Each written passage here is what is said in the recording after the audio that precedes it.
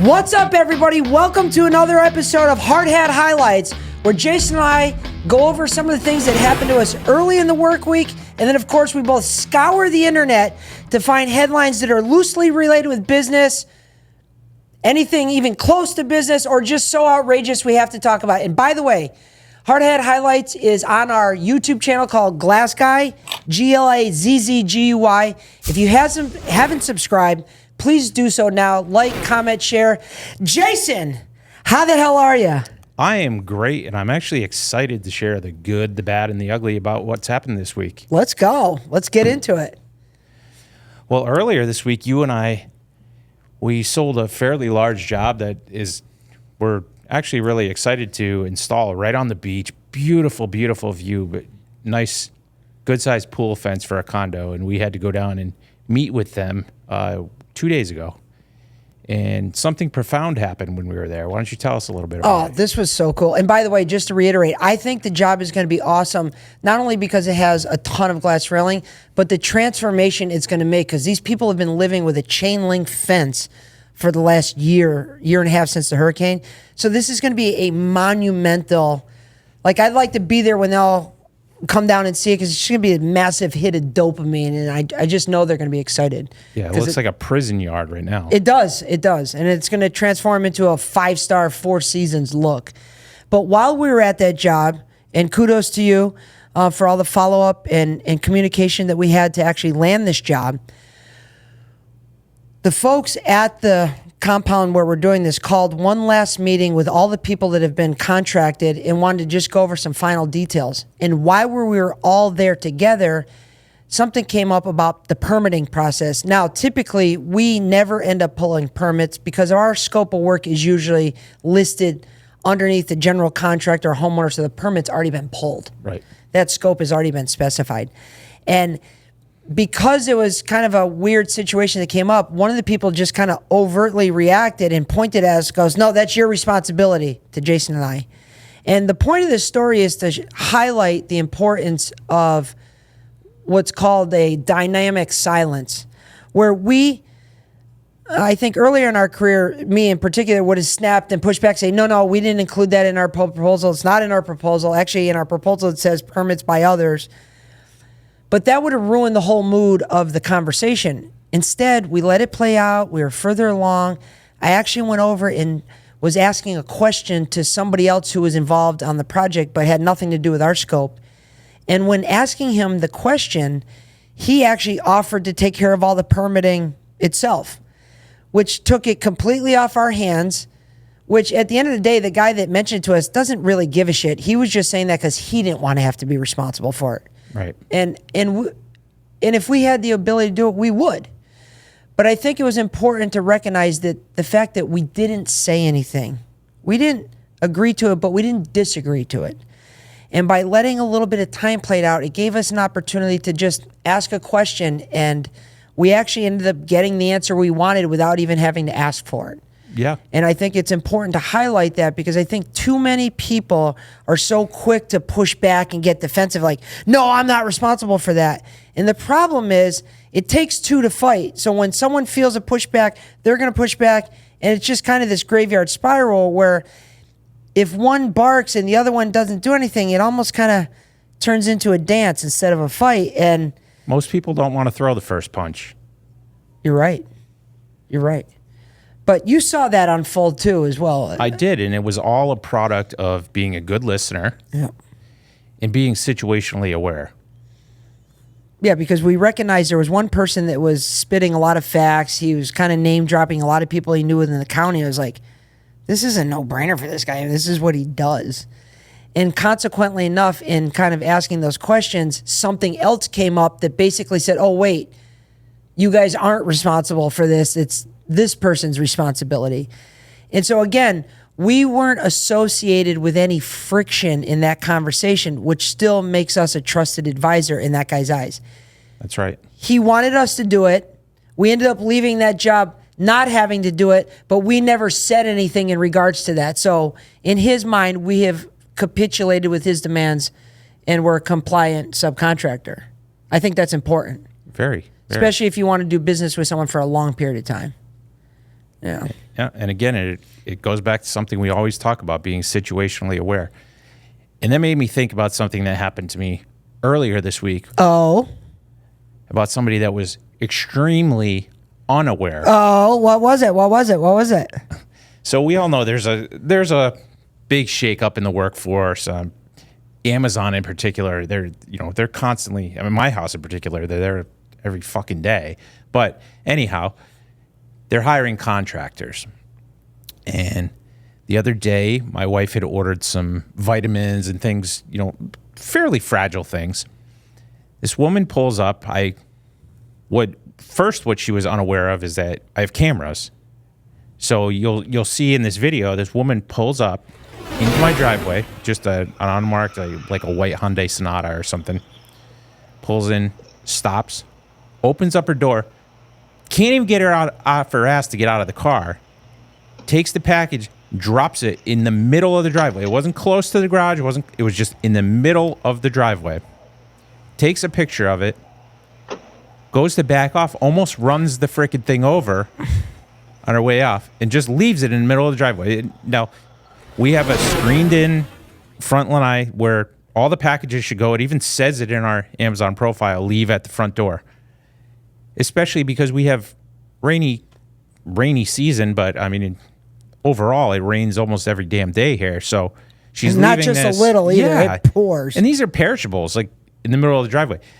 I come home later in the day and I almost run the thing over because I didn't see it because it's in a brown package. It, blends in with the driveway. Sort of blended in with the driveway. I thought maybe it was a leaf or something, like one of them giant. From the palms. Right. So I just didn't pay any attention. Then as I was backing up closer, I looked and I realized it was a package in the middle of the driveway. If I posted this online, which I thought about. Why wouldn't you? Oh, it would have went viral, I'm sure. Why aren't we doing that? I don't know. Some things I like not to share, although we will be sharing it. We're sharing that. That's something that must be shared. Speaking of viral moments, there were a lot of them this week with the presidential debate that was going on. Oh, what was going on with that? What was going on with that? Excuse me. What was going on with that? Excuse me. I'm speaking.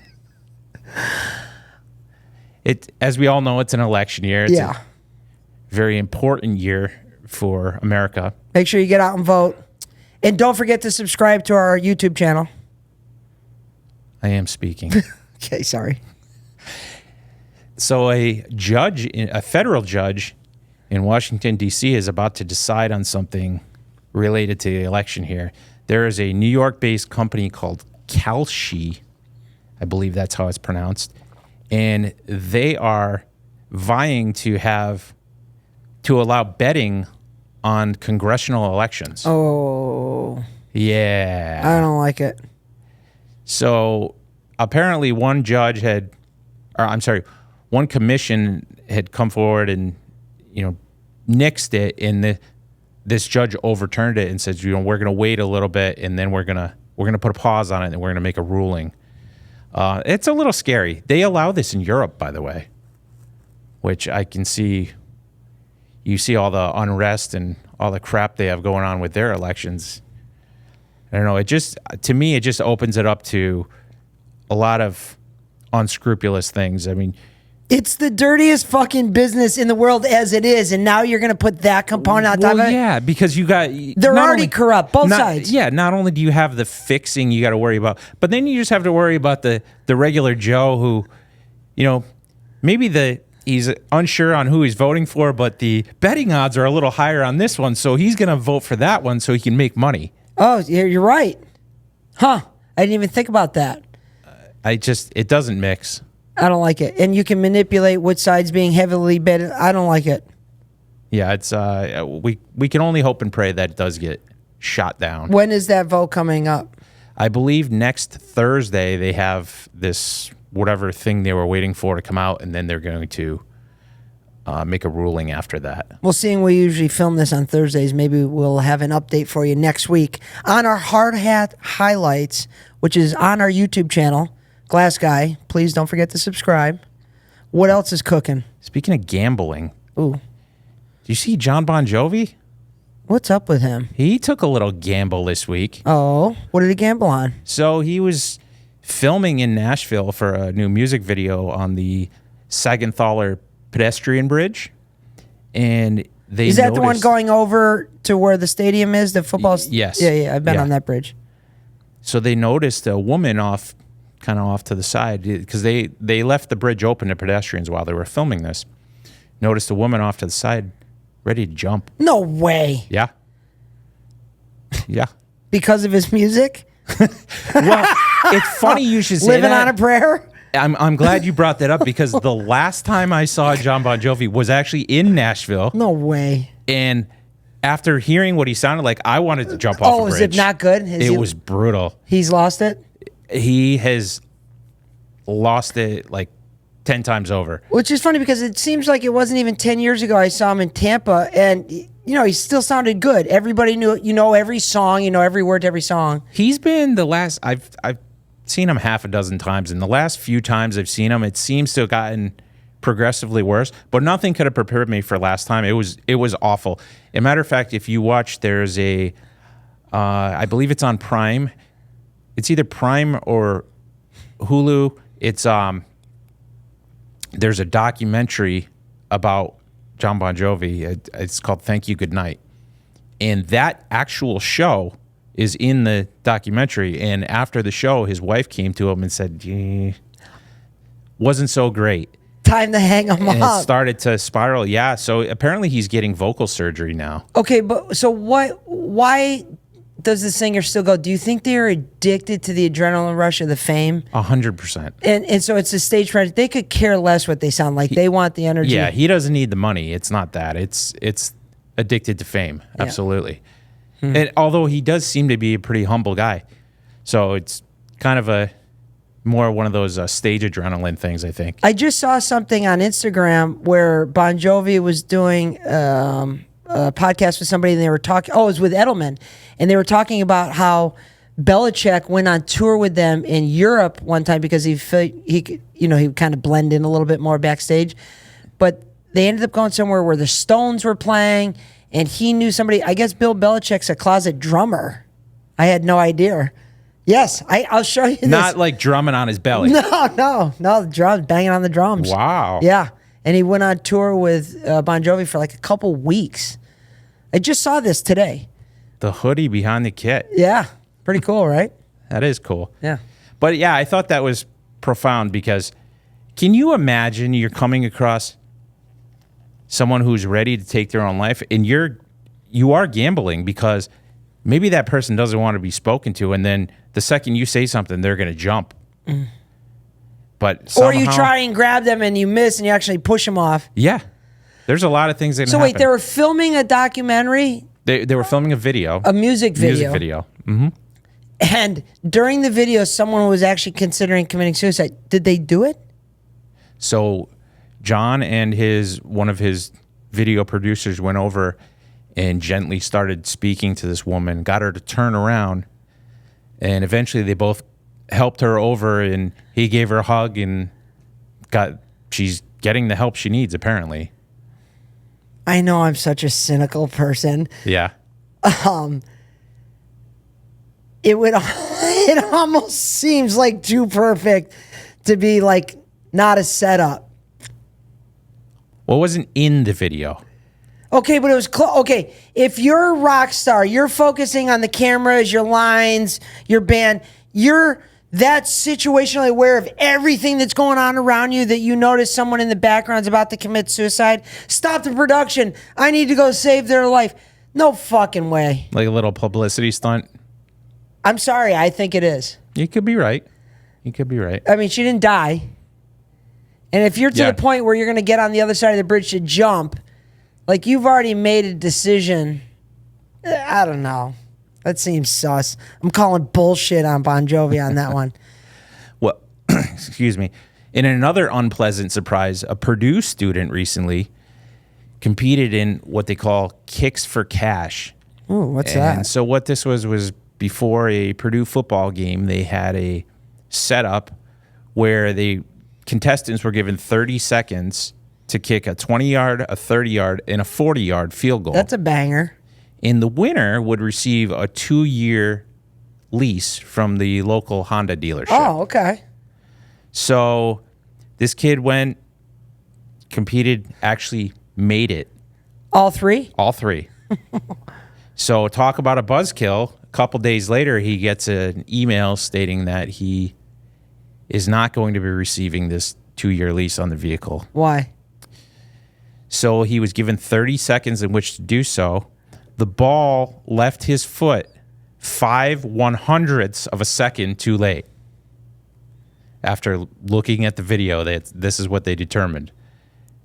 Now, if you, obviously you're a fan of football, you realize in football, when you snap the ball, as long as you snap the ball before the clock's done, it doesn't matter. The holder had possession of the ball with 1.5 seconds left. In any other variation of football, that would have counted. But because they don't want to lose any money. Okay, but when you're talking 5, it's literally the actual measurement of time that they cited was 5/100ths. So then I want to say, did they click the start button on the right? Well, yeah, there's a lot of 5/100ths is almost a hard time to even measure, which begs, that is so suspect. I can't even believe it. What this was in Purdue, Yeah. and nobody else from around there's like, this is bullshit. We should all kick up and get the kid the car. Well, apparently afterwards, the kid said he already has a reliable vehicle he's very happy with, and it didn't seem to faze him. He handled it like a pro. It could have been because the car was a Honda. I don't know. I don't know. I'd take an old Honda Civic, maybe Accord. Those were the cars back in the day. That's I know. You used to have one. Fuck yeah. Thing was the shit. Well, yeah, you're absolutely right. They are known for reliability. Fuck yeah. All right, what else? So TikTok post went viral recently from a company called LL Flooring. That's a rival in the flooring department to Home Depot. And in this video, they were trying to expose Home Depot for some deceptive business practices. Oh, I like to hear this. What this gentleman explained was that, you know, a lot of people, they do like the LVP luxury vinyl plank, or they do laminate flooring, things of that nature, where the planks go and they snap together. Yeah. And they, you know, work their way through. It's kind of a do-it-yourselfer type thing. Kind of a tongue and groove. Exactly. And apparently, what Home Depot and some of the big box stores are doing is, after every 2 years, they're keeping the flooring the same, the design, everything like that, but they're changing the way they click together. So what does that mean? If you put flooring in and, you know, 2.5 years later, something gets damaged and you don't have any pieces left and you want to go and grab, you know, a box of 12 planks, guess what? You're redoing your whole floor because they don't go together. And it's every 2 years. It's every 2 years, roughly. Yeah, or you decide to do one room and then you're going to go to the next one. So Yeah, I guess exactly. So it's pushing people into full remodels instead of just fixing a small little area. Okay, so let me ask you, is that a deceptive business practice?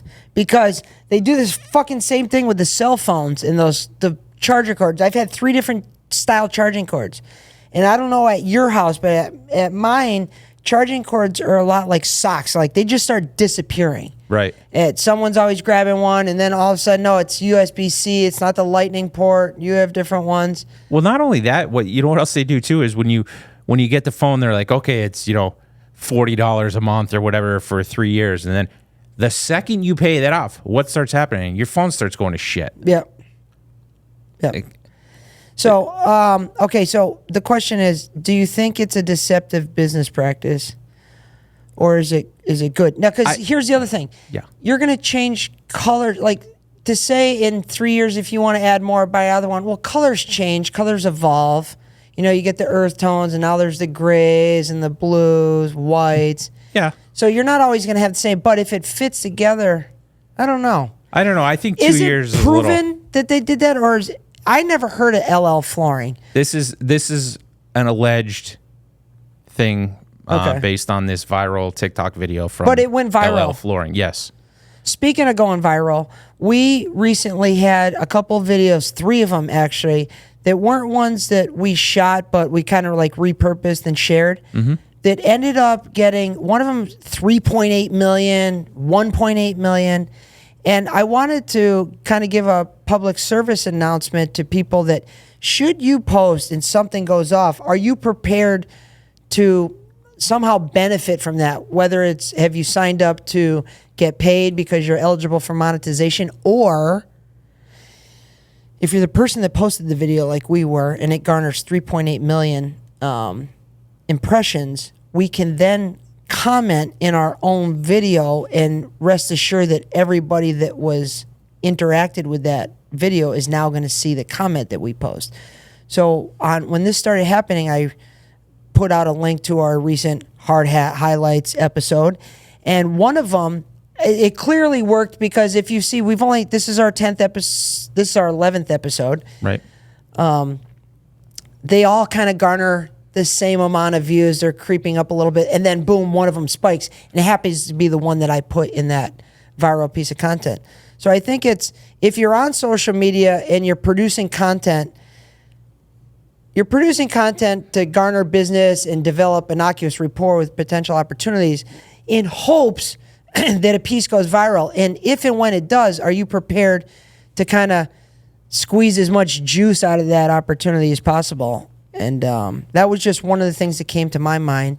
If anybody else has any ideas, I'd love to hear about that. You made me think of something when you brought up the person that posts it or films it or whatever. There's certain times where that person, as far as I know, doesn't really get any benefits. Look at the kid in the, hate to keep going back to this, but this girl's making so much money, that Haktua video. The kid that did the interviewing and the posting, he's not reaping the benefits. She is, though. She's reaping all the benefits, and he was a creator. So you always have to be prepared, especially when you know that you could be in front of a camera online. And back furthermore that we were talking about earlier, I think it's very important to know for all service laborers, salespeople, anybody that's going to another property, you should always assume that you are being recorded, not only visually, but audio. You should just assume that. Don't even start looking around for it. Don't pretend it's not there. Just assume you're being recorded when you're in someone's house. And it's imperative that you be mindful of that because it's out of sight, out of mind. You kind of forget. And I think it's important. We talk about that almost in every meeting. I think it's incumbent upon us to, remind our teammates of this because, you kind of get in the same habits and things start becoming routine. Especially in the service industry. And it's a perfect example is that delivery driver. I was going to say that earlier. And we do want to have viral videos here. We don't want our first viral video to be one of our installers or ourselves doing something we shouldn't have been doing. So just assume when you're on job sites nowadays, you are on tape. Elsewhere on social media, a video just went viral from a gentleman named Paul Harrell, who is a pretty famous YouTuber. He's a Army, I believe. He's a veteran, gun enthusiast, and he's known for giving gun reviews and instructional firearms videos. So he recently posted a video proclaiming his death. What? So the video was, if you're watching this video, I'm dead. It turns out that several months ago, he was diagnosed with pancreatic cancer. And in that interim, it was back in December 2023 when this happened. In that interim, he recorded a video in preparation for this of him sitting on a log with, he had used a crutch to start walking because with his crutch next to him, explaining that if you're watching this video, I just want to say goodbye to you. I'm no longer with you. Oh my God. Can you imagine if this is someone you're watching all the time, like, and then you get an alert and there's new video? Yeah, and then it turns out he's dead? Where did you see this? This was actually a Fox News story. Oh my God. And it turns out the reason he did that not only was to kind of give some closure to his fans, but it was also to help his brother and his longtime friend who had been helping behind the scenes to carry on his legacy and carry on that channel. So they will be continuing his work on the channel, and it was basically kind of a way of introducing them to the world and hoping that his following will continue to follow them. I mean, I know a lot of people are probably going to have a hard time with like, that's so creepy or weird. But let's face it, we are evolving into a new realm of the social media has brought a lot of power and fame to people that have never thought in a million years they could have it. That's right. And maybe generations of, blue collar labor that's worked their ass off and never really achieved much. And now someone can sit in front of a camera and talk about their most favorite thing, guns, and be paid for that. You could see where they're willing to post every portion of their life in hopes to just keep viewers and help pass it on to his kids. I don't know if I have a problem with it. I mean, I think it's heavy. It is. I don't know that I would do it, but I don't have a problem with it. I feel like he left a legacy in doing that. Yeah. And it's not like it was dramatic, like I'm going to kill myself now. And if you're watching, right. The inevitable was coming. And so he said, well, fuck it. If I can help out my kids or whoever is going to be left behind, I'm going to do this. Who says social media influencer is not a generational career? Yeah. How many views is it a popular channel? Yeah, we'll pop it up on here so people can see it. Okay. While we're on the subject of lifetimes gone by, this story amazed me. It turns out that a part of our body that we've probably injured before when we were younger, falling, bumping into things, whatever, our coccyx bone, or as we like to call it, our tailbone. Oh my God, I can't wait to hear about this. I have a story about this. Stephen Willett broke his coccyx at the Big E. Remind me to tell you this after. Okay. So the tailbone is not just a nickname. It turns out that scientists have recently found that a mutation in our DNA 25 million years ago made humans no longer produce a tail. So we actually used to have tails. I know you're looking at me like this is crazy. To take it a step further, actually, fetuses to this day still grow a quote unquote tail while they're in the womb, and it falls off after about 8 weeks. But they've discovered that we, like our primate cousins or whatever the hell they are, have had tails. Wow. Which I never had a clue. I knew about the coccyx, or aka tailbone. I've injured mine. Mm-hmm. But a very good friend of mine when we were younger, at the Eastern States Exposition, all the people that are watching this up north, the Big E has this big yellow carnival slide. And it's open, the Big E's open for about 3 or 4 weeks during the fall. But other portions during the year, they have like home shows and stuff in some of the buildings there with a fraction of the people. None of the carnies are there. And one year during the home show, when my folks were setting up a booth, Steven and I were kind of, doing kid shit, riding our bikes outside, throwing rocks at shit. Yeah. And we're like, wow, there's these plastic bread crates that you carry bread on this kind of shelf thing on the side of a building. We're like, we could go jump the fence and go up the yellow slide, and we'll go down in these yellow crates. So this was like a brilliant idea for us. So we grab these, we run over, we jump the fence, we go all the way to the top of the yellow slide. And I said, Steve, you go down first. And now at the bottom of the slide, there was a gate, because normally when the slide's open, there's not a gate, and you kind of slide off and it slows you down. So we already knew we were going to have to contend with that at the end, but we were just excited to go down. So he went down first. Well, it's plastic on plastic. It was like you had to go a million miles an hour. A million. It was like a scene out of National Lampoon's, when he jumps on the saucer and he says, later on, dudes. Steve went down the first one, second one, cleared the third one. Well, I ended up going down the same thing and like knocked the wind out of me, but he ended up either bruising or breaking his coccyx. Because I remember for the next 2 weeks going to school, he had to sit on a donut on his, because the chairs were so fucking hard in high school.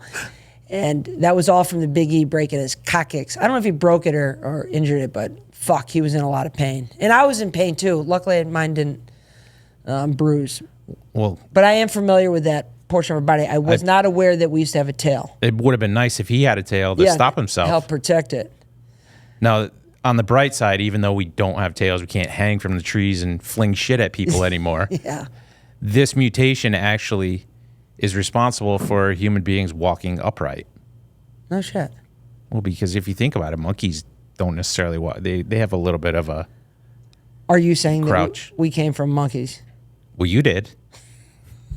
Okay, whatever. Next. 25 million years ago. That's a long time. 25 million years ago. Yep. Well, that's all for this week. That's all we got? That is all. I think that was a quick, perfect episode of Hard Hat Highlights. We hope you enjoyed kind of our take on some of the social media news and some lessons learned during our work week. If you haven't subscribed yet, please subscribe to our Glass Guys channel on YouTube. And of course, we share it across all other platforms. But until next time, we'd be happy to help. See you then.